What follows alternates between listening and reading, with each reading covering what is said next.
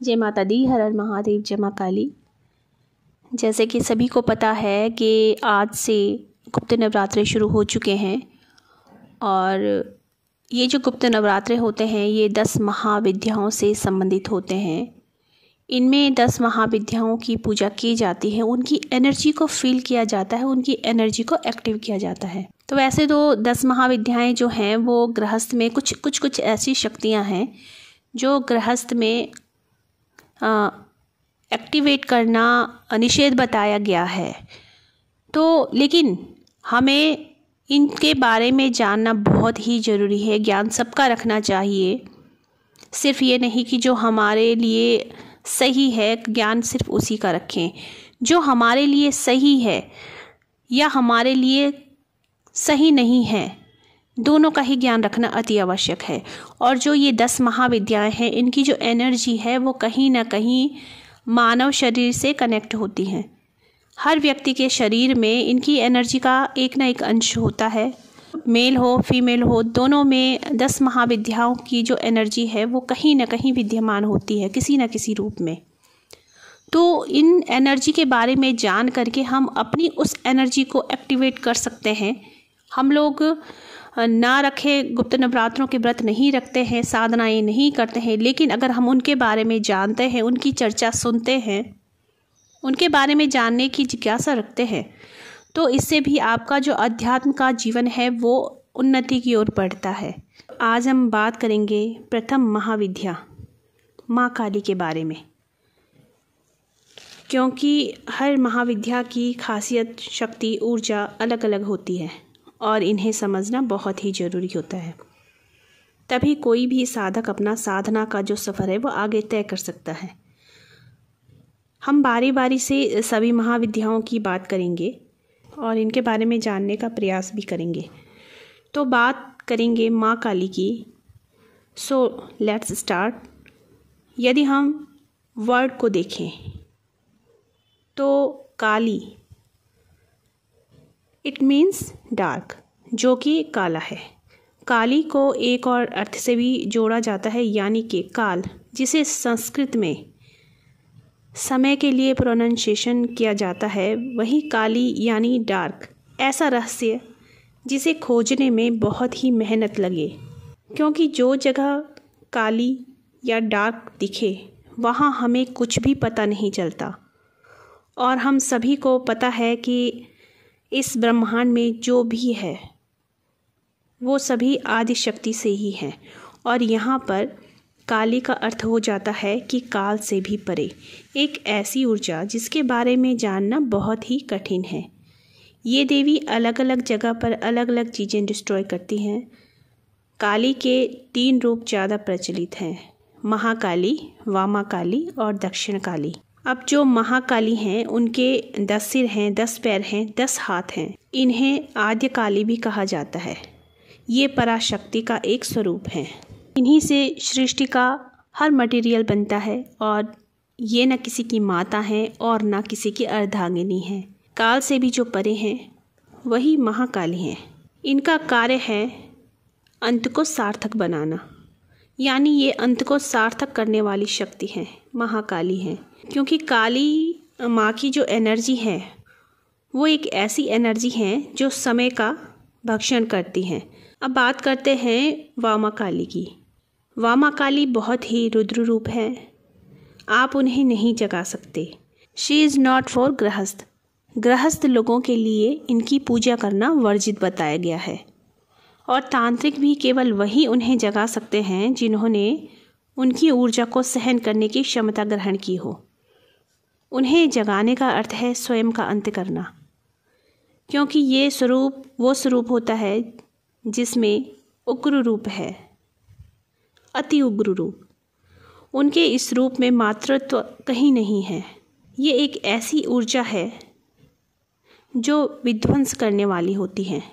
उनकी पूजा करना भी निषेध बताया गया है गृहस्थ लोगों के लिए, क्योंकि वो बहुत ही भयावह होती हैं। क्योंकि राक्षसों का वध करने को, रक्त बीज के वध करने को जब माँ पार्वती ने काली रूप धारण किया था तो वही वामा काली, और जब इन्होंने वो रूप धारण किया तो उस वक्त ना ये किसी की माता रही, ना ये किसी की पत्नी रही।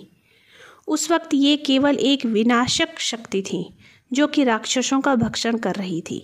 और इस स्वरूप में जब वामा काली ने भगवान शिव की छाती पर अपना दायां पैर रखा था, उस वक्त वो शिव नहीं रहे बल्कि शव हो गए। उस रूप में माँ की जीभ निकली हुई ये दर्शाती है कि जो भी है मैं ही हूँ, मेरी ही शक्ति है, मुझसे आगे कुछ भी नहीं है और कुछ भी सृष्टि में मेरे बिना नहीं है। यानी वहाँ पर माँ काली ने अपनी शक्ति को इस प्रकार से दर्शाया है उस रूप में कि मेल जो शक्ति है वो कुछ भी नहीं है और फीमेल जो शक्ति है वही सर्वव्यापी है। अब बात करते हैं दक्षिणा काली की। हमारी वो माँ दक्षिणा काली हैं जो मातृत्व का स्वरूप हैं और मातृत्व के स्वरूप में ही माँ दक्षिणा काली बैठी हैं। उनका स्वभाव ऐसा है कि एक बार बुलाओगे तो जरूर आएगी। वामा काली और दक्षिणा काली में एक समानता यह है कि दोनों ही स्वरूप जो है वो दोनों ही गुड़हल की माला को धारण करते हैं। दक्षिणा काली के स्वरूप में माँ का राइट फुट जो है वो शिव पर होता है और लेफ्ट हैंड में खड़ग होता है। और इसमें जो इनकी जीभ निकली है वो इस बात को दर्शाती है कि माँ को, जब माँ ने अपना पाँव शिव की छाती पर रख दिया था तो ग्लानि से भरने के बाद ही वो जीभ निकली है। और उनका ये भाव इस तरह से दर्शाता है कि मैंने अपने इष्ट के ऊपर पैर रखा है। दक्षिणा काली कर्मों को काटती हैं, अपने भक्तों के हर कर्मों को सुधार करके उनके साथ रहती है, बुरे कर्मों को समाप्त करती है।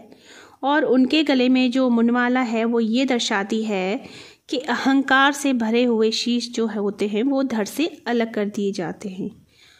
और कटे हुए हाथों से बनी जो स्कर्ट माँ पहने होती हैं वो ये दर्शाती हैं कि जिन हाथों से तुम अपने कर्मों को बिगाड़ते हो वो कट कर गिर जाते हैं। माँ काली काल के चक्र को चलाती है। माँ काली कोई वस्त्र धारण नहीं करती है, दिगंबरा है। वो दर्शाती हैं कि मैं तुम्हें बंधन से मुक्त कर दूंगी, जो तुम्हारे कर्मों में बाधक है उन बाधाओं को समाप्त कर दूंगी। माँ ने टॉप पर कुछ भी नहीं धारण किया होता, यानी कि टॉपलेस होती हैं। तो माँ का वो दिगंबरा स्वरूप जो है माँ का, वो यही दर्शाता है कि मैं मातृत्व स्वरूप में हूँ। और माँ का वो मातृत्व स्वरूप सभी के लिए पालन पोषण का स्वरूप होता है। इसलिए माँ ने ऊपर कुछ भी नहीं पहना होता, क्योंकि माँ उस रूप में ये कहती है कि सभी मेरे बालक हैं और मैं सभी की माँ हूँ और सभी का पालन पोषण करना मेरी ही जिम्मेदारी है।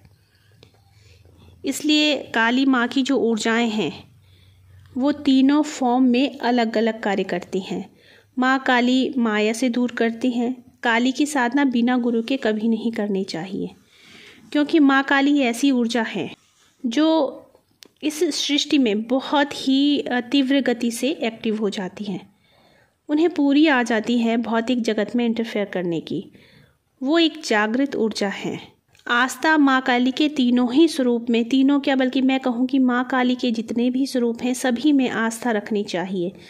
दर्शन आप सभी के कर सकते हैं, सभी के मंदिरों में जा सकते हैं, लेकिन माँ काली के कुछ ही स्वरूप ऐसे हैं जिनकी पूजा अर्चना आप कर सकते हैं, साधनाएं आप कर सकते हैं, घर में माँ के उस स्वरूप को रख सकते हैं, खास करके जो गृहस्थ हैं। इसलिए मंदिरों में, मंदिर चाहे माँ काली के किसी भी स्वरूप के मंदिर हो, वहाँ की सारी जिम्मेदारी जो होती है वो पुजारी की होती है। आपका उसमें कोई भी हस्तक्षेप नहीं है। तो आप बिना किसी डाउट के जा सकते हैं, मंदिर में दर्शन कर सकते हैं, माँ के हर स्वरूप का आप आशीर्वाद पा सकते हैं। लेकिन कभी भी किसी के भी कहने से ऐसे ही किसी भी माँ काली के किसी भी स्वरूप की एकदम से साधना शुरू नहीं करनी चाहिए, पूजा शुरू नहीं करनी चाहिए। माँ काली के केवल उस स्वरूप की पूजा करें जो मातृत्व तो लिए हुए है, क्योंकि आपके अंदर की जो ऊर्जा है वो कितनी प्रबल है, किस स्तर तक है, ये आप स्वयं भी नहीं जान पाते। तो आशा करती हूँ आपको ये जानकारी अच्छी लगी होगी और आगे भी अभी 10 महाविद्या के बारे में हम जानने का प्रयास करेंगे। ये तो प्रथम महाविद्या है माँ काली। अगली वीडियो में हम बात करेंगे माँ तारा के बारे में। जैसे कि गुप्त नवरात्रि चल रहे हैं, तो हम अगर इन 10 महाविद्याओं की चर्चा भी सुने तो उससे भी हमें बहुत ही एनर्जी मिलती है, क्योंकि ये सारी जो एनर्जी है ये ऐसी एनर्जी है जो मेल फीमेल दोनों में कहीं ना कहीं किसी न किसी रूप में विद्यमान रहती हैं। और अगर हम इन एनर्जी से कनेक्ट होते हैं किसी भी रूप में, इस एनर्जी से हम कनेक्ट होते हैं तो हमारी जो एनर्जी है वो और ज़्यादा बढ़ती है। तो मिलते हैं नेक्स्ट वीडियो में। चैनल को सब्सक्राइब जरूर कीजिएगा और शेयर भी ज़रूर कीजिएगा। जय माता दी, हर हर महादेव, जय माँ काली।